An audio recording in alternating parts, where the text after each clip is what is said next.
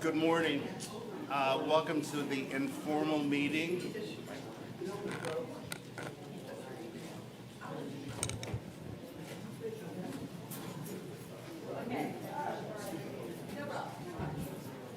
Let's try this again. And here we go. Good morning and welcome to the informal meeting of the Savannah-Chatham County Board of Education. The informal meeting is just that. It is just information. We do not take any votes. This is an information meeting only. And today we will have a presentation on school readiness. Thank you, Mr. Board President, members of the board, board officers, Madam Superintendent. Very exciting day for us today as we are on the heels of the opening of a new school year. This is always a very busy time for the school district, as we all know, as we are hustling and bustling and getting things in order to make sure we have a very successful day for the first day of school on Thursday, August the 3rd, 2023. I'd like to remind all of our viewers that you can always find a link to our academic school year calendars on the district's website at www.sccpss.com. We actually have 2 years of academic calendars there posted for your early awareness, but we are focused right now on the 23-24 school year with the beginning of August the 3rd. Of course, in a normal scenario, as individuals came back from the 4th of July break, we immediately turned our website on in the main marquee to have our main one-stop shop where you can go and find information about open house, school lunches, school meals, and everything a parent would need to know. We want to remind parents to get their Power School information updated. You'll hear a little bit about that today from our data and accountability team. You'll also hear about the importance of school registration early. It's important to make sure that you are registered for school before the first day starts. Of course, that's for families that are new to the district or who have moved. So you'll hear more about that. But of course, turning to our website, which is the place to go for accurate information, is very important for our families to remember. So today we have a presentation where we're going to summarize some of the key focus areas from our functional areas across our divisions, and our division chiefs will move through the presentation as I advance the slide to tell you more about some of their primary focus areas. We'll start the presentation today off with a report from our Academic Affairs Division, Deputy Superintendent Ms. Bernadette Ball-Oliver. So good morning. Academic Affairs is excited to report that our master scheduling... Excuse me for a minute. Yes, ma'am. Could Ms. Ball-Oliver come to the podium? Most definitely.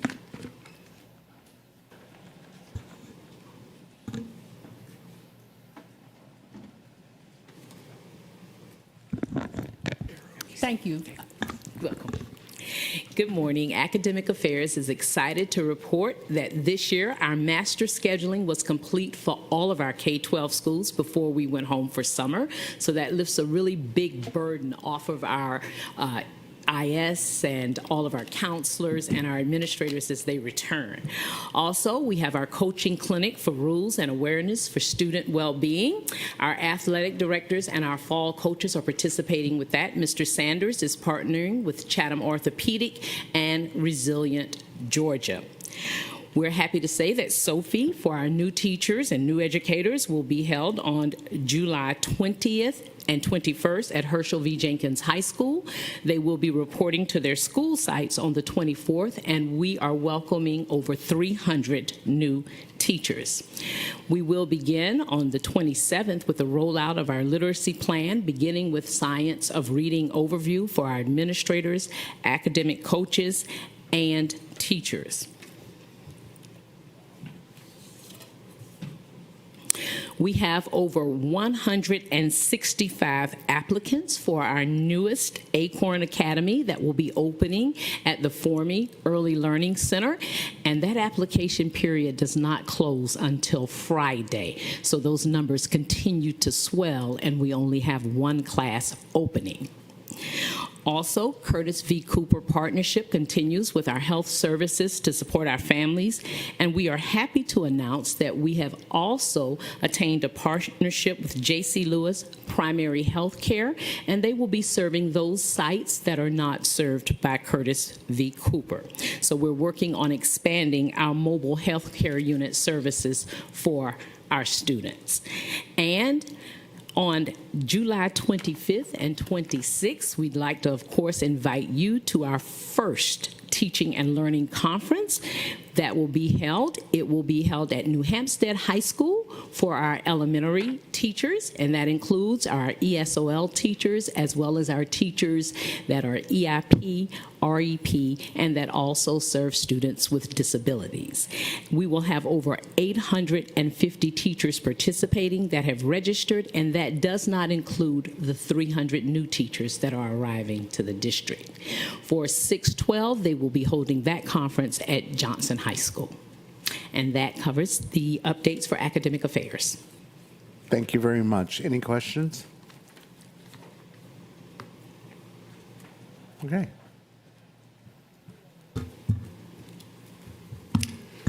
Good morning. Good morning, Mr. Under the Data and Feliciano. Accountability Division, what's going on? Information Security and Technology Management. We are updating our layered security on content filtering and software. We're also updating our cybersecurity awareness short video clips to cover the latest threats that are out there for awareness. We're also working with schools and campus police on checking security cameras and access control doors to make sure everything's online and functioning. Under network and engineering, we got the field techs that will be supporting the schools on reconnecting technology within labs, classrooms, and offices. Under the business information systems, we are working with HR on processing transfers and new employees to ensure they have access to emails and administrative platforms in order to be first day ready. Staff is also providing support during SOFI. This is for the new teachers to ensure their account logins and passwords work for system access. Under the student information systems, we are officially open for school year 2024. As Mr. Hediger has stated, we have early registration going on at Henderson E. Formy from July 10th to the 21st from 9 to 2 p.m. Early registration will also be provided at the Back to School Expo being held on July 22nd. Both registration events will have language interpreters and social workers for families. As a reminder to parents, it is important to register early and not wait until the first day of school. There is limited school staff available for processing applications, registration, scheduling, and classroom placement. To assist parents with this process, they can go online and register their students and upload all the necessary documents required. The information is available in both English and Spanish, and a link is currently located on our beautiful award-winning website, sccpss.com. For existing parents of our school system that are returning, on July 17th, we will be rolling out our parent-student verification process. Parents can now update their address, contact information, emergency contact information from anywhere and any place. This is very important for parents to keep this information up to date, as this is what schools use for emergency notification and contact. Under Instructional Technology and Media Services, we are phasing in our learning management system, D2L Brightspace, to support CELA, our e-learning academy, and the schools. We're also putting in place processes for software approval to assist teachers in schools. And this concludes my presentation. Thank you very much. Any questions? Ms. Grabowski. I'm sorry to put you on the spot. I've been meaning to ask this like all the time, especially when I go to print out the district calendar at the beginning of each school year. Is there any way to make that like an exportable where people can download it into their calendars? Are you talking about the actual instructional calendar, which is a PDF? Yes, I know. Oh, you want to embed it within I want to be able to export all of the dates and put them in my calendar. I'm being lazy. into her group? Okay. But That's yeah, like, interesting. Yeah, just, well, anyways, I'm totally putting you on the spot. You don't have to answer that, just if there's a way to do it. I think that'd Yes. be fabulous for all of our families and me. Okay. That is a good request. We can look into that. Great, Thank you. great. Dr. Brinkman. Not a question, but just wanted to add to that expo. That's Saturday the 22nd at the Civic Center at 10 a.m. 22nd, Civic Center, 10 a.m. Come get excited about going back to school. Anyone else? Okay, thank you.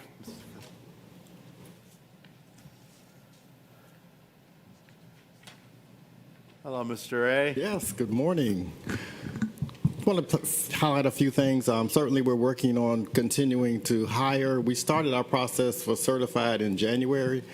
We have over 30,000 applications actually at this point for all of our positions. So certainly we've had progress, and we're certainly doing well to be able to fill our positions. And our goal is to be fully staffed on day one. So that's kind of our goal and what we're pushing towards at this point. You can see our support for Sophie, as was mentioned by Deputy Superintendent Paul Oliver. We continue to do that as we process these new hires, making sure they're part of the orientation. A few other things. There's a Georgia Leads, just so we reminded you of that new valuation system that we'll be starting, and that's kind of where our focus will be as well.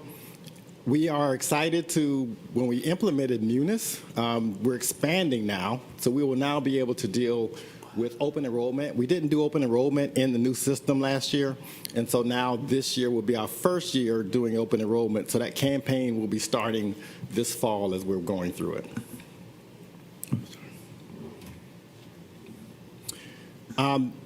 We're ready for our transportation. You can see our drivers, the MVR checks, and our new evaluation system will be in Munis too. So we're excited about being able to do evaluations on the classified side, just as I was mentioning on the certified side as we go forward. So that's an excitement that we have to be able to automate all of those processes that we have.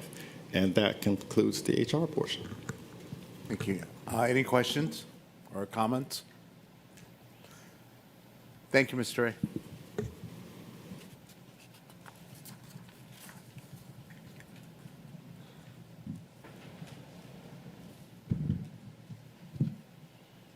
Good morning, Good morning. Mr. Moss, Dr. Watts. Welcome, and to board members. Thank you for the opportunity to always be able to come forward and bring you an update from our operations division. You see the information that's been printed and distributed for you, but I want to make sure that I'm providing you and our stakeholders with information relative to transportation, changes may have come down with school nutrition. Fortunately, because our state superintendent has signed a bill allowing for us to use some of the ESSA funds, that students who were traditionally reduced lunch kids will now be free.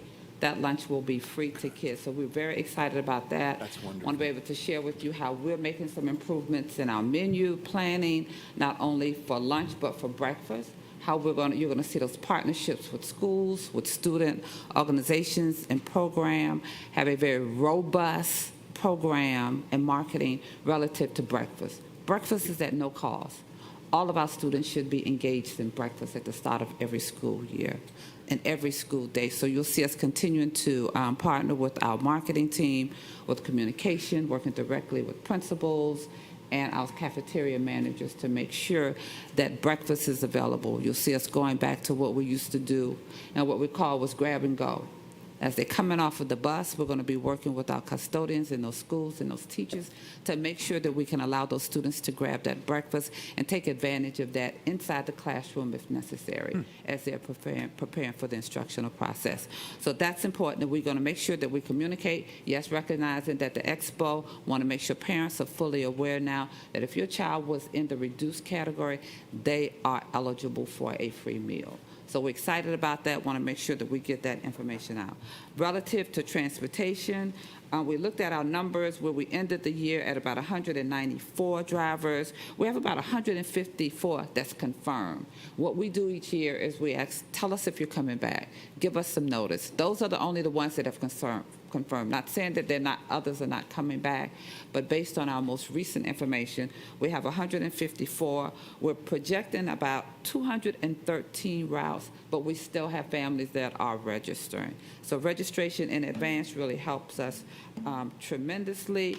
Our route completion date, based on information that we received, will be July 18th.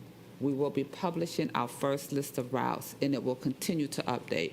And what you've traditionally seen is we'll take 3 to 4 days to update it. We want to be able to reduce that and probably try to update routes at least twice a week, so parents will know.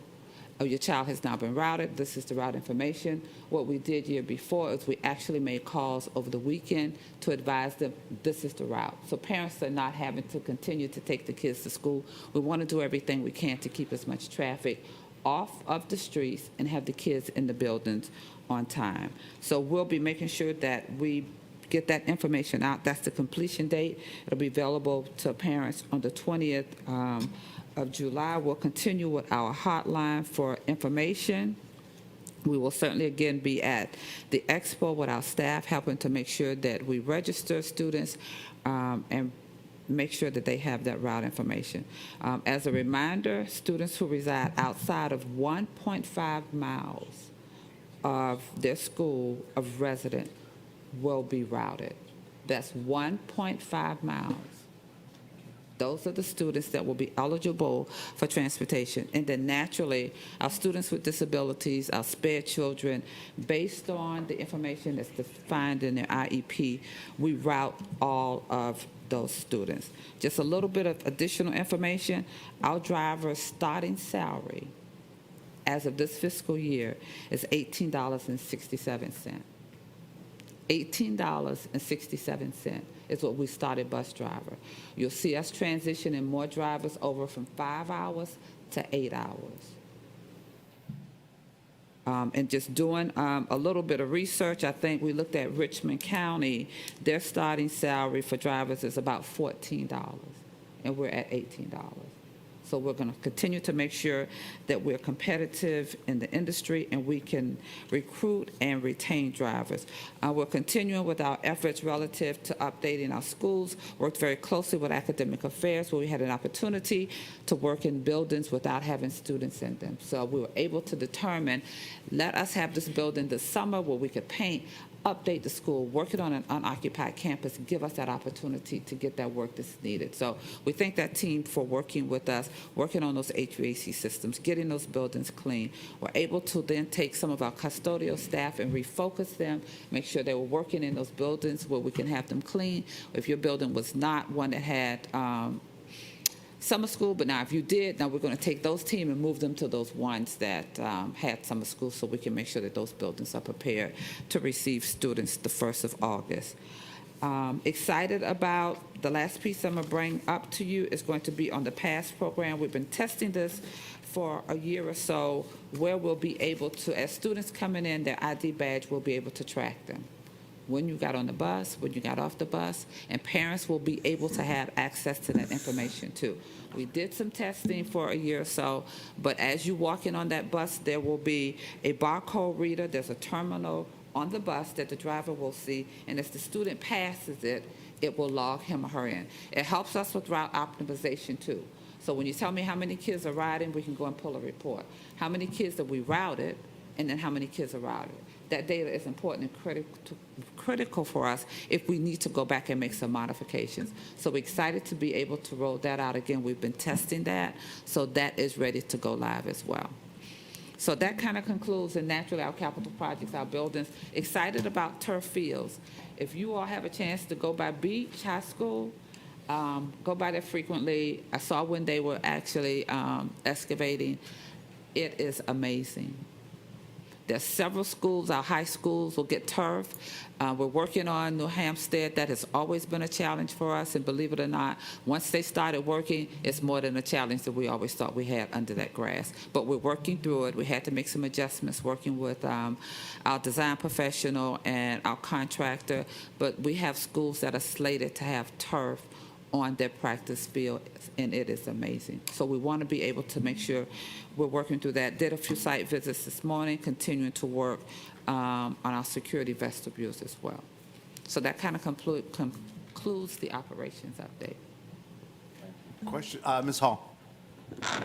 It may seem a very small matter, but when you're having your training for your nutrition people and bus drivers, I'd like you to please emphasize the importance of building relationships with our students.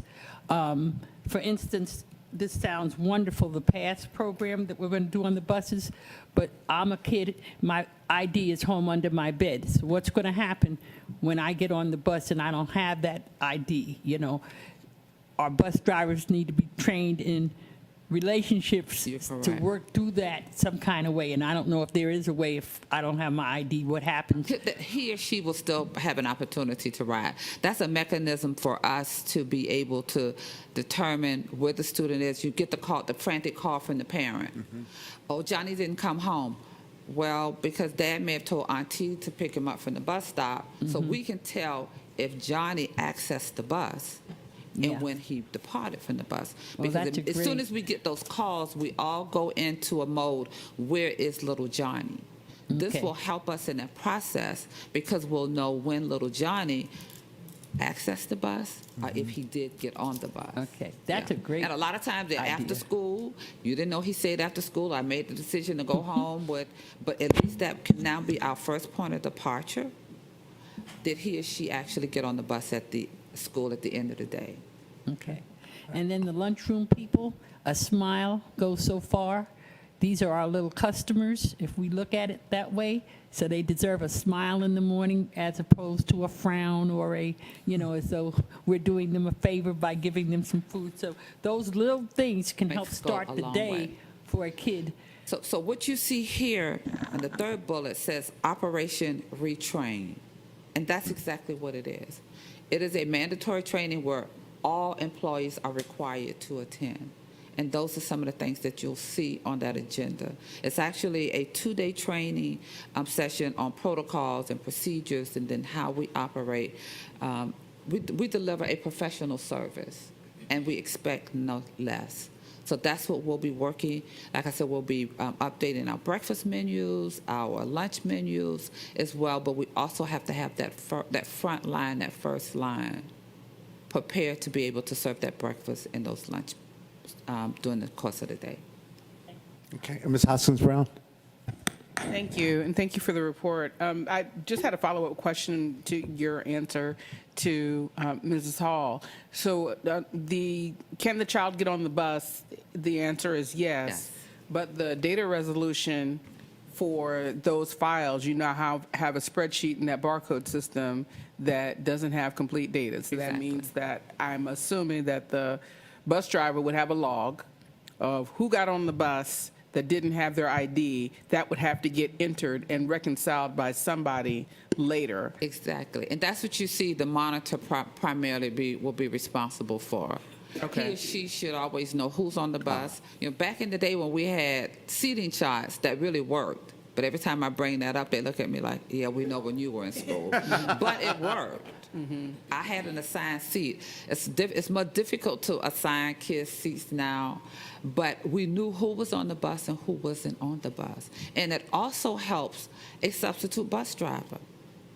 If a monitor has a seating chart, He knows who is on the bus and who's not. So some of those things that used to work, and that's something that we may have to fully implement until we get this working, because they get a list of all of the students who are scheduled for that bus and scheduled for that route, because they're picking them up and dropping them off, and they know the streets. So the driver and the monitor will still have that document.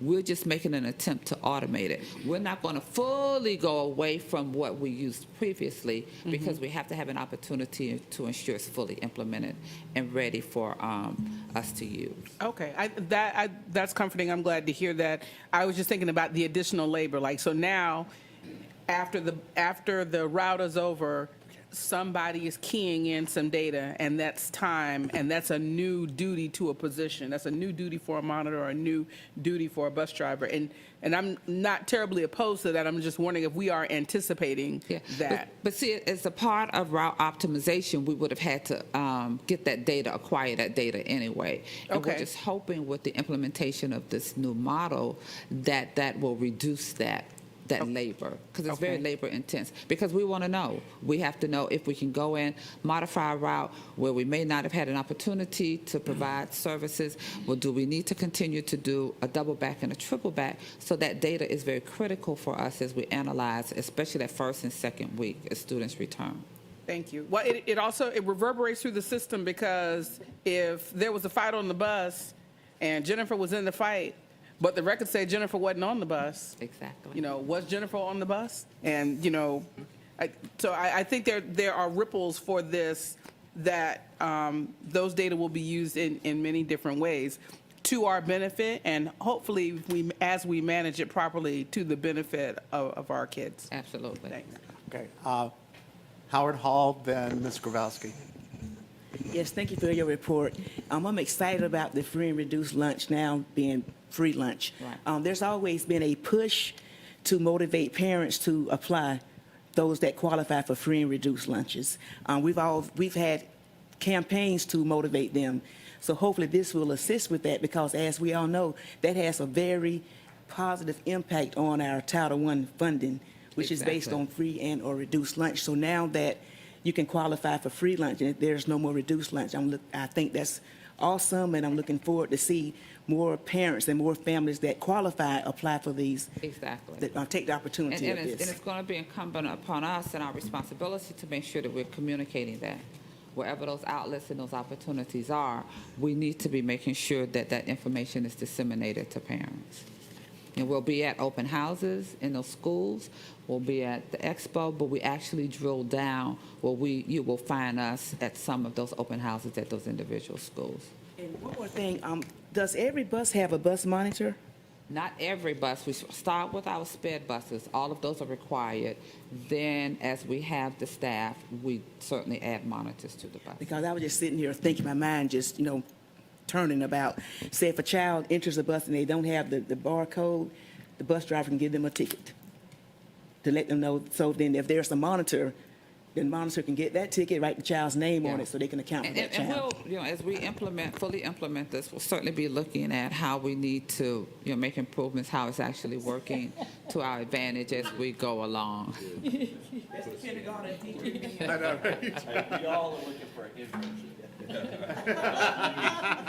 So we'll let you put in the kindergarten kids' backpack. They have a note in the backpack, because they have to have clear, so we know where you're supposed to go, where you're not supposed to go. We color code them, so we'll continue those efforts. That will not go away, not with those little babies. We're gonna know when you get on that bus that you have that card in that backpack with that driver and that monitor. Trust me, they are not getting ready to take those out those backpacks right now. Yeah. So we're going to slowly, fully implement. Ms. Grabowski? Yes. I feel almost silly now, like hopping on this, No. the pass. But I think it's exciting. I think it's fantastic. And just want to encourage also our communications teams, as we're communicating information to parents, the importance of having that school ID for this reason. Because I think if parents are aware of how it will help them understand where their child is, then that might be another way to reassure that that student actually has that ID. Exactly. It is a win-win for all of us. Very much so. That we fully implement, and thank you for supporting us when we came forward with the initiative for this. So, I don't go anywhere without my badge because I know I can't get in any building in the district. I need to get in the parking lot. So we'll work with our kids, we'll work with our families, we'll work with our older students, our high school, middle schools, but we will probably try to put a campaign in place, make it fun for the kids to realize that I need to make sure I have, my badge, put some incentives in place, because it's a win for them and it's a win for us, and another piece of confidence for us as we continue to provide that service to our students and families. Thank you. I did have one question. So, kids in building bridges, do they get transportation? No. Okay. Let me think about that. I'm trying to look at routing. Trying to think about Ms. Laurel Oliver Woodville. saying no. No, they do not. Parents transport them, and they're on an A-day, B-day schedule. Okay. Okay. Yeah. All right. Yeah, Because I think the question. two facilities, the Hopkins Street and Lower Woodville, right, parent transport. Okay. Okay. Thank you. All right. Chief Enoch.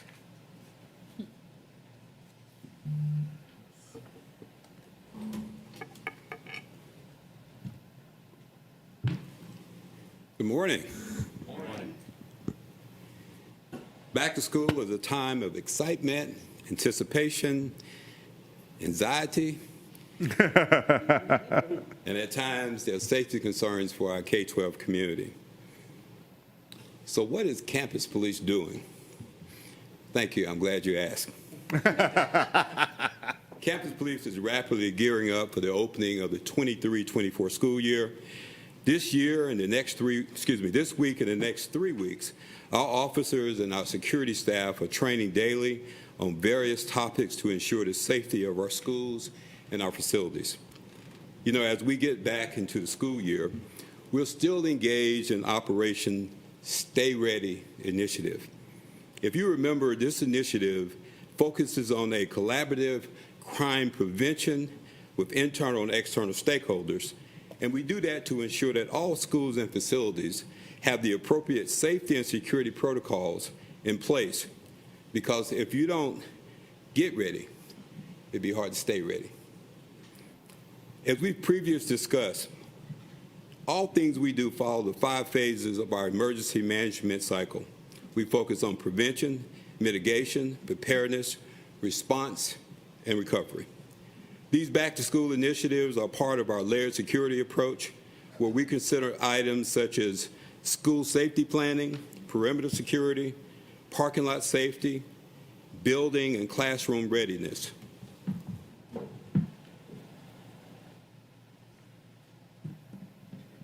In the coming weeks, we'll be going out, assessing, working along with our transportation department, assessing our bus stops, our road crossing, our walking routes, our car rider pickup and drop-off procedures, and campus facilities.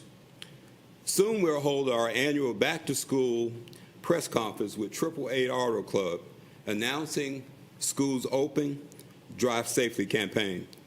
This campaign alerts the community to the influx of students, buses, and families on our roadways, highways, and on our campuses. Additionally, we'll be communicating with local law enforcement and our municipal emergency services to ensure that they're aware of the upcoming school year, and we're poised to support all of our students and families as they return. As you know, House Bill 147, the Safe Schools Act, was signed into law this spring. We've been working with SEMA, GEMA, and Homeland Security to make sure that we are in compliance. Administrators will be receiving guidance in the coming days on their action steps and timeline on the completion of their school safety plans, their emergency drills, and other items that we have to be in compliance with. Additionally, campus police will provide supplies to our principals to help them in the beginning of our school year, things like stop signs, safety vests, and other items. We'll also be providing principal school safety tips that they can send to students, staff, and parents as they plan for the upcoming school year. I'm very excited about our enhanced weapon detection devices that are going to be provided to designated schools at the beginning of the school year. These devices will continue to ensure that we have safe learning environments for all of our students. In addition, we're introducing the Sandy Hook Promise Anonymous reporting system. We're reintroducing, In the coming weeks, training will be introduced to our educators and to our students. This reporting system, along with the systems in place through Crime Stoppers, help us to identify critical tips and messages on life safety and non-life safety issues. Finally, as I said, we're prepared, but we cannot do what we do without everyone. School safety is a shared responsibility. It takes all of us. Thank you very much. Thank you. Questions? Comments? Yes. Mr. Smith. Thank you, Chief, for that wonderful presentation. I do believe that school safety and safety for our students as well as our employees are vitally important. So I thank you for the tactics that you're taking to make sure we secure that.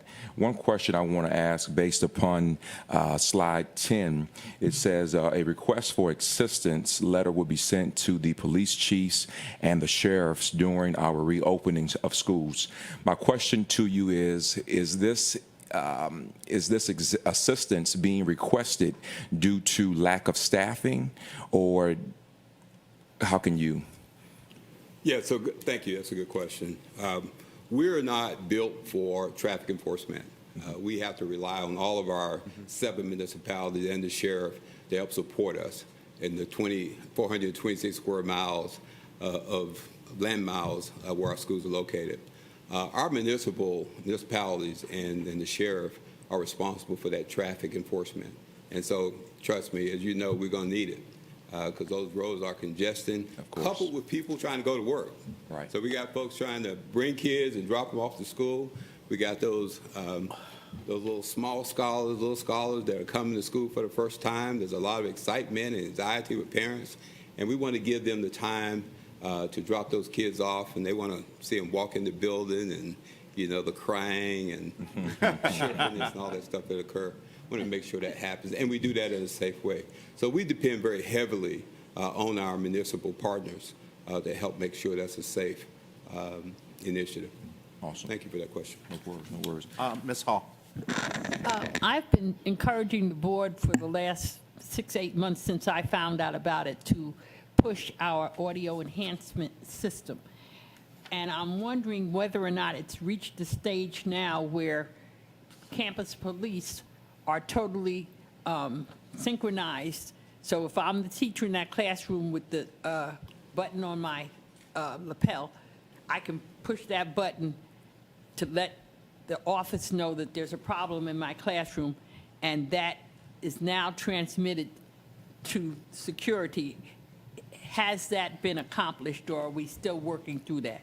That's a work in progress. It does have those capabilities. We are very excited about the ability to have mass communication internally so that all those they're in the building and on the campus, even externally, will be able to get those messages and be able to respond.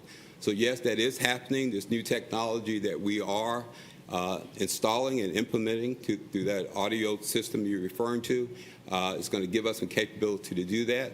But it'll also interface with some other technology that we're going to be rolling out really soon too. Okay, keep us abreast. We sure. Also, I would like to make another request. A moment ago, you spoke about a safety checklist that was going to be sent to parents and students and school administrators. I would like to request that the board members are sent that same checklist. I would like to share them with my communities as I go and do my meetings.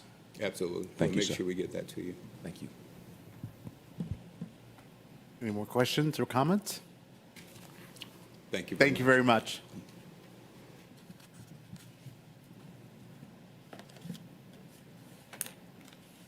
And closing out today's presentation, just a real quick overview and reminder of the work of communications. The award-winning communications team will be very busy over the next 3 weeks. As you've heard all of the information today from the various divisions, there's a lot of really important information that we want to share widely with our families with our parents, the community at large. And of course, we remind everyone that we have a multitude of communication channels that we leverage and that we put information on. We have social media channels, of course, that reaches out, which is a push out to our families, and we try to use that as a mechanism to get folks back to our website as well as the key repository for accurate information. Of course, when this meeting is over tomorrow, you'll see the main marquee return to the back to school meeting splash page, which will have everything in there from school uniforms to the information you heard about school lunches, and safety will be a component that we put an extra emphasis on this year.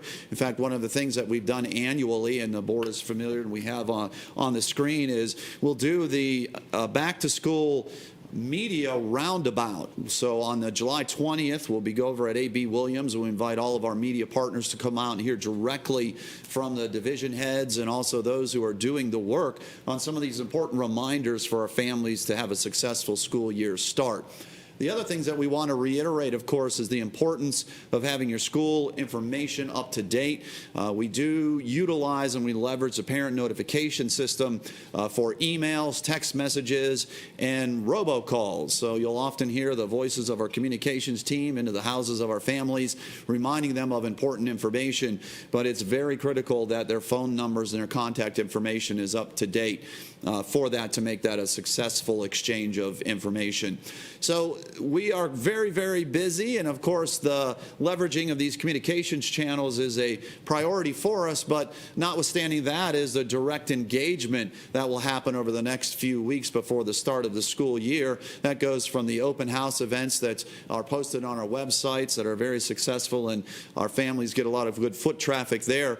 But really is something that we've started doing in the last few years is the Back to School Expo. We've had it at the Savannah Mall for a number of years. We're all aware that Savannah Mall has gone through a transition.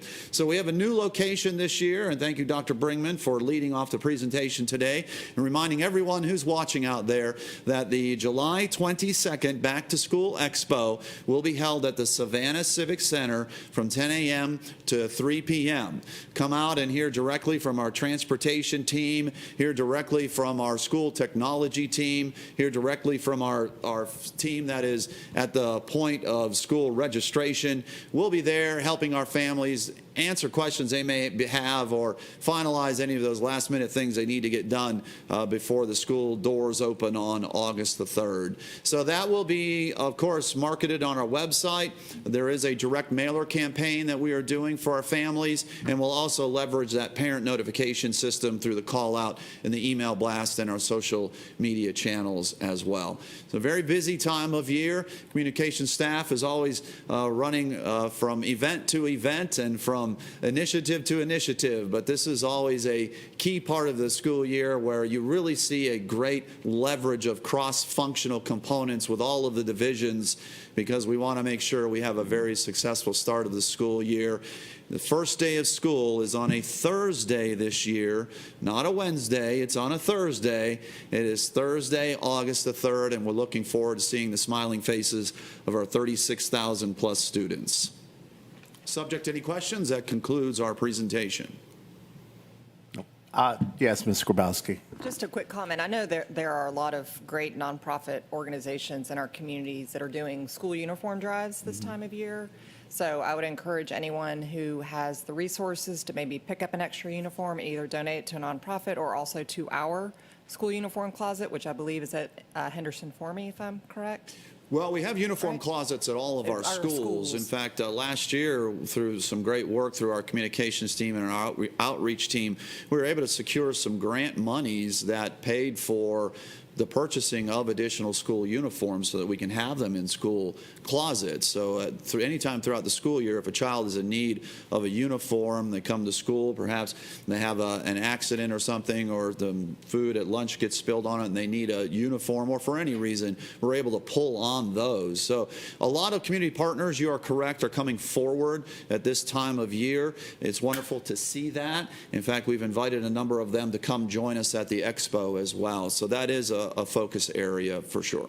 So if there are families maybe that don't have school students, but they want to donate uniforms, what's the best way for them to donate Best way to do those? is to reach out to our communications department. The information is on the website. If you go to our homepage at sccpss.com, pull the drop-down menu to communications, and you'll get our contact information.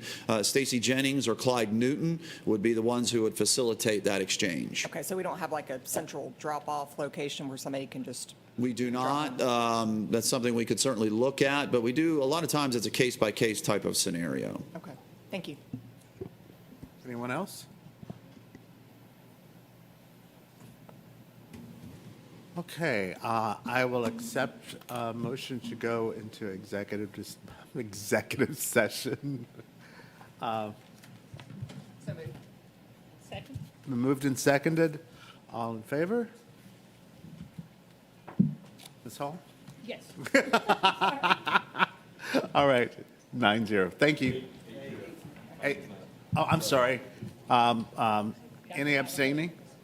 Dr. Howard Hall. Dr. Howard Hall's out. Oh, just out of the room. Got it. 8-0 with Dr. 8-0. Howard Hall out of the room. Yes, okay. Thank you.